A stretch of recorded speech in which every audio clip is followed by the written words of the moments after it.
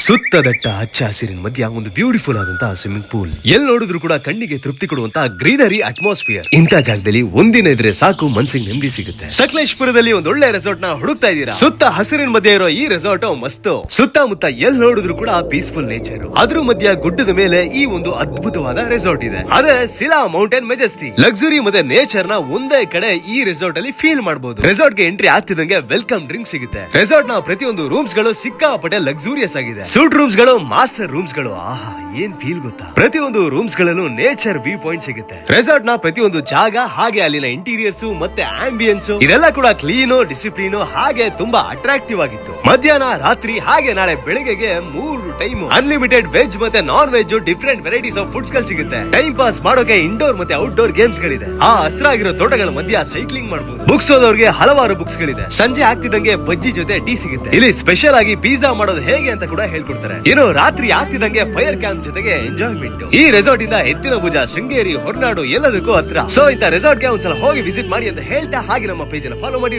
Channel subscribe ಮಾಡಿ please.